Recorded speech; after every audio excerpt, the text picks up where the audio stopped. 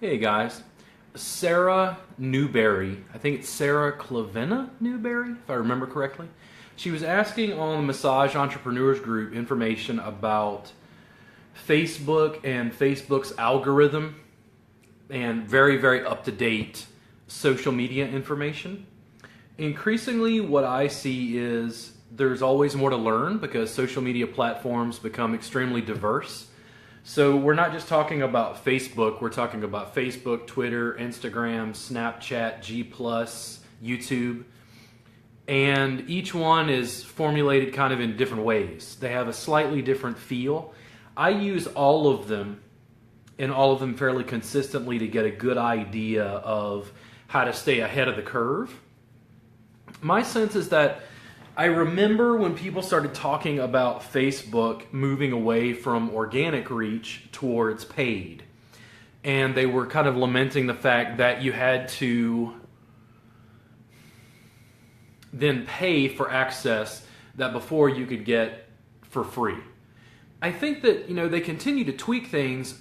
All of the platforms across the board, when you look at consumer behavior, my sense is they want people to be engaged. And what they mean is they want people to like, share, and comment on your posts, videos, whatever platform it is.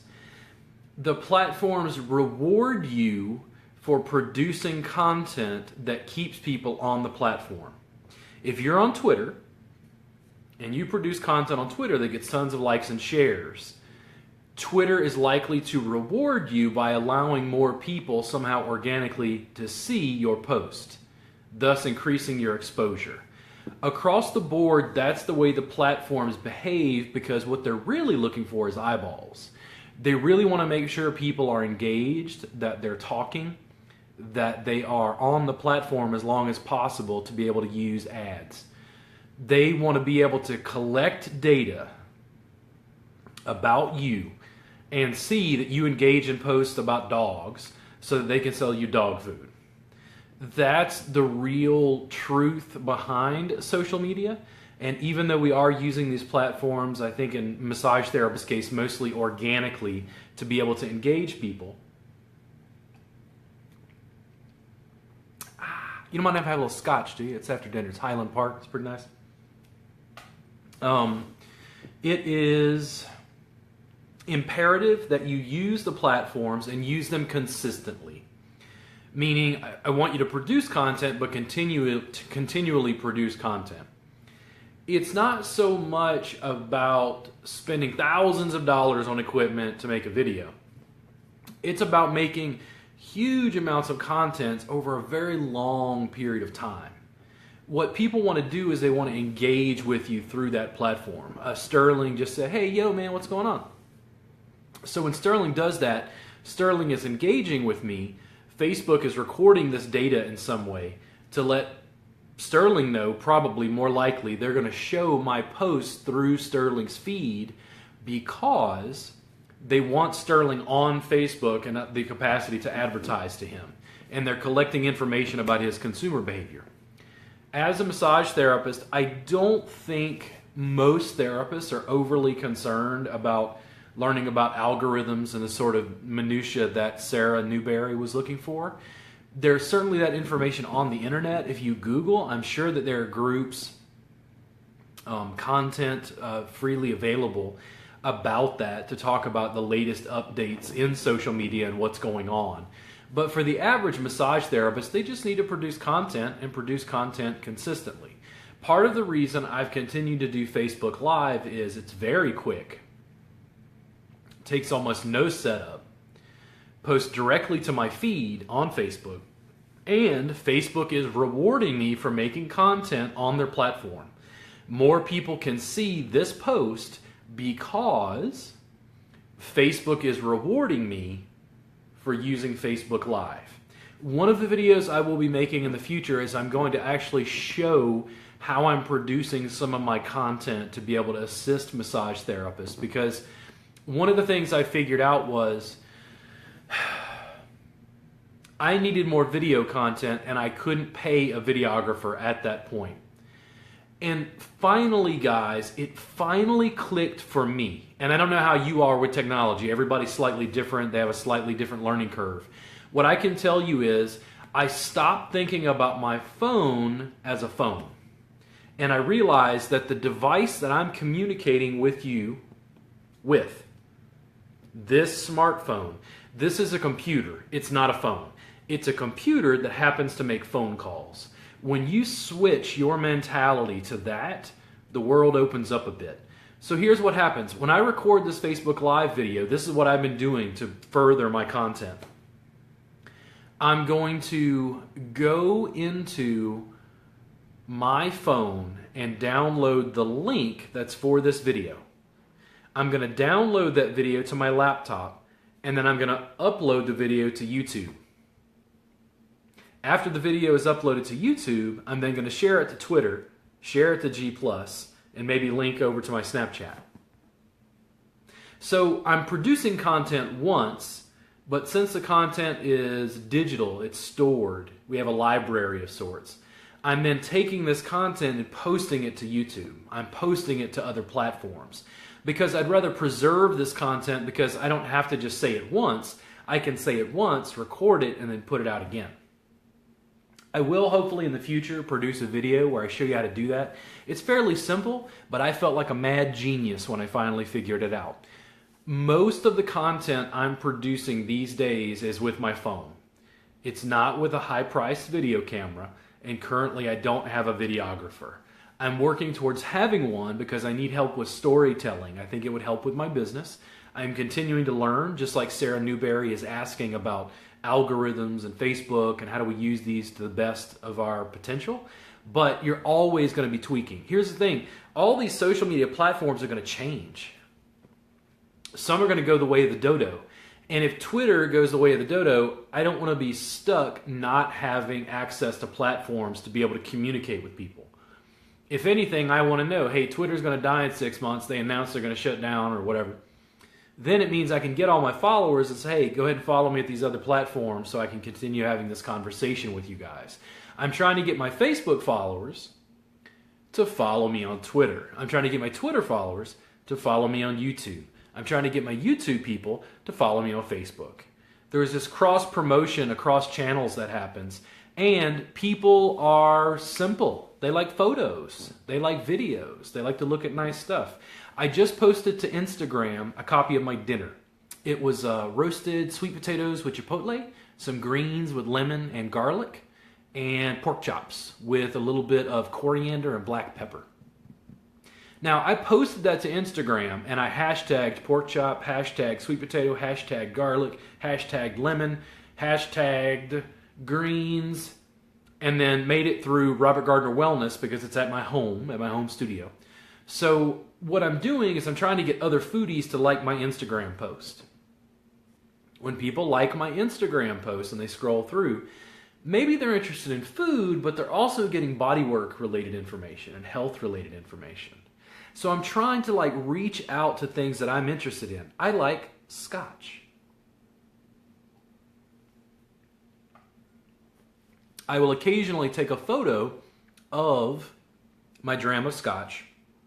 I'll post it to Instagram. I'll hashtag scotch. I'll at the company that produces a scotch. Let's say it's Laphroaig, whatever. Hopefully you guys are drinking Islay scotch. Pete Boggs, good, yes. So what I'm doing is trying to get that scotch company to like and share my post, because if that scotch company likes and shares my post, more people are likely to see it. If I'm wearing Nikes and I take a photo of my Nikes and post to Twitter and at Nike and say, hey man, these shoes are great, I'm trying to get Nike to like and share my post because I'm looking for cross promotion. I'm trying to get people like Sterling who are watching my video to share it with other massage therapists and people who are interested in what I do. Since I'm talking about social media specifically, I'm talking about massage as an industry, but other small businesses start to pay attention because I'm talking about social media. And that's how business just grows. You're developing these interconnections. There was a really, really bad throwdown on the Massage Entrepreneurs group when I talked about Twitter and hashtags. Because what I said was, listen, go in and hashtag CrossFit, hashtag Austin, hashtag injury, something like that. Hashtag your city. Use 3 or 4 hashtags to search and narrow down your target. Friend those people, talk to those people, and potentially contact them directly via direct message. Give them a coupon for a session. Give them a discount. Offer them a session. I was called names that I will not repeat because I was told that that was misogynistic, that was stalker behavior, that was whatever. And it's like, listen, I fear poverty more than I do innovation. What is happening currently, and I brought that up for a reason, is hashtags as a search function right now, other than Facebook Live, which I'm using. I think the biggest bang for your buck is Instagram.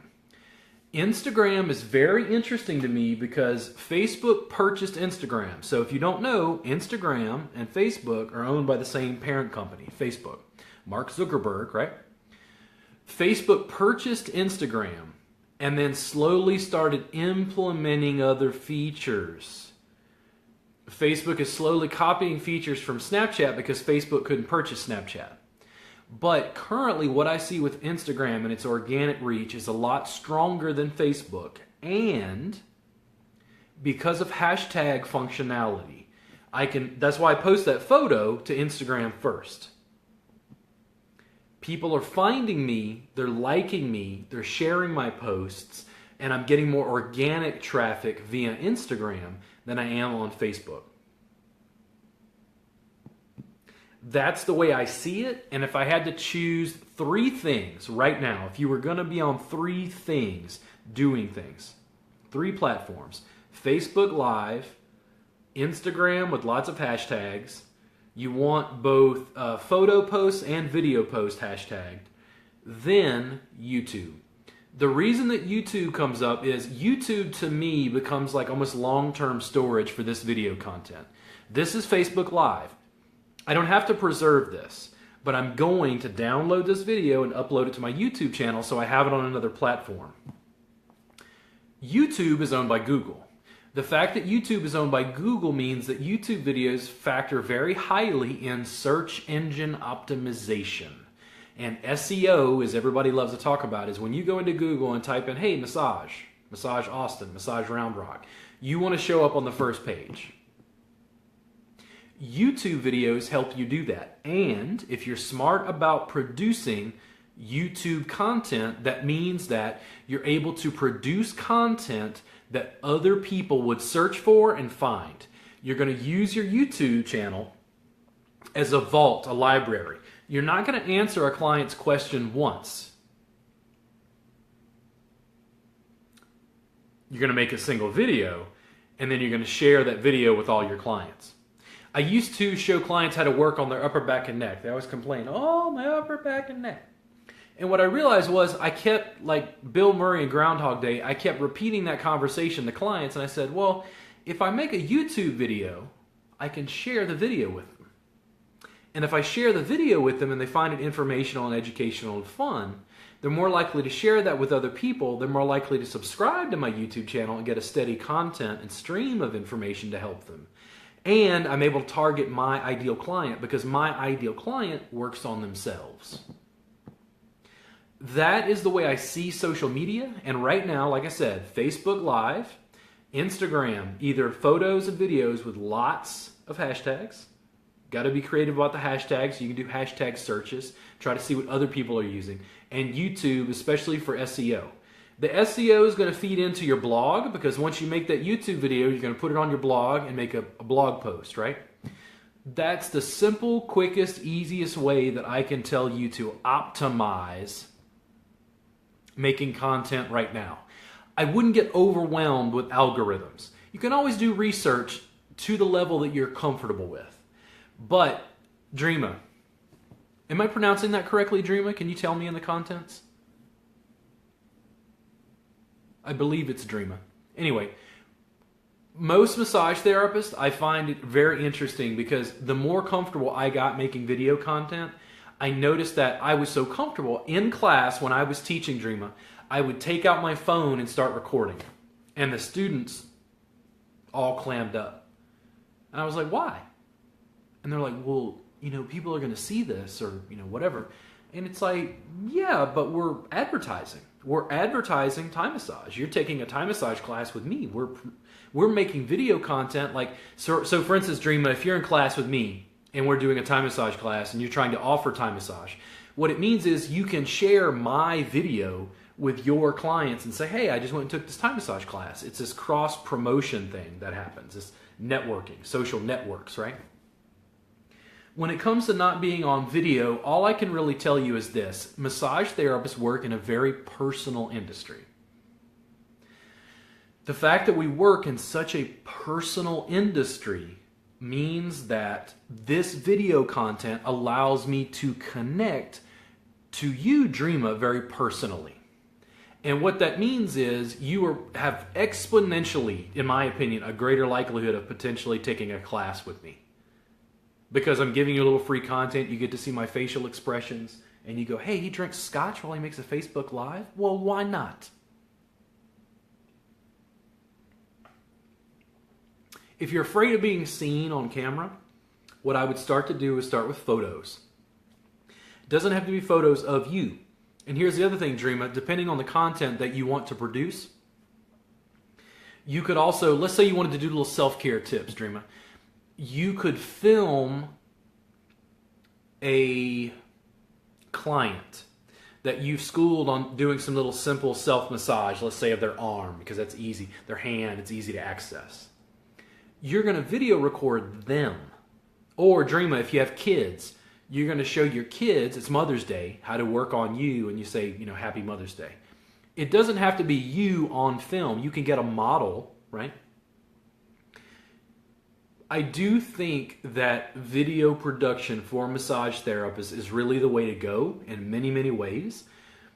People know when they see this video that I'm a guy. What that means is they're able to connect with me. I don't know how many female clients I've worked on who said, I was a little nervous about making an appointment with someone who worked out of their home. And you're a guy. Like, I'm a female. I was a little nervous.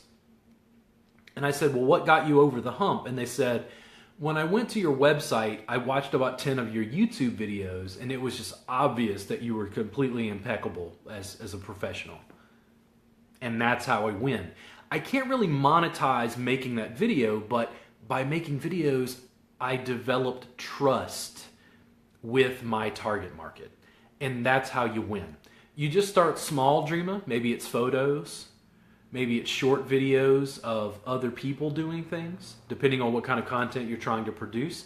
But be creative. Look at other people's content and do what they're doing. And when I say that, what I mean is look at my content. You can look at all of my social media platforms. You can go follow me on Twitter, G+, Snapchat, Instagram.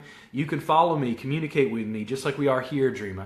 You can see the content I'm producing, and I continue producing content that gets you engaged. All you're doing is not like copying content. Dreama, you're producing your content. James, Sterling, you guys are producing your content. You're just copying the framework. Meaning, Robert did some self-care videos. I want to do self-care videos for my clients. Now here's the thing. What Dreama needs to do is produce videos that are so great that I go, Dreama, can I share this through my email list? And then I can share that to 7,000 people. That's what you're working with the social network. Beyond that, it gets to paid ads. Initially, when you're starting, don't worry about it. You'll get there. Even if you just do small boosted posts. You need content, and once you produce the content, then comes promoting that content. What will happen now is massage therapists will talk to me on a forum. They'll ask a question. Hopefully, I will already have a video that answers that question. I'll grab that video and go post it in a Facebook group. Why? Because at the very top says, hey, download your free Thai massage workbook. Because I'm trying to give that therapist free content to get on my email list to follow me. It's a lot of little pieces, but use your phone. You don't have to have expensive video equipment, and you can get started with Facebook Live. We talked about it. Facebook Live, Instagram with hashtags, and YouTube videos. Those are the three. Sure. And Dreama, I believe you're on the Massage Entrepreneurs group. If you're not, go ahead and join that as well. We can continue that conversation. But that's good little tips. If you have other questions, be sure to comment down below and I'll answer those via type. But somebody was asking on the Entrepreneurs group about this and I wanted to address it. Algorithms, we'll get to it. Main thing is just to produce content. They've made it easier and easier and easier for you to do it, and you can't really game the system. They don't want that. Facebook is the house. They want the control. Facebook is always going to win, but they will allow us to win along with them if we help them build the business. I'll see you guys again soon. If you have any questions, feel free to comment or contact me. Follow me on all those platforms. You guys have a great night, and I'm going to go enjoy my scotch.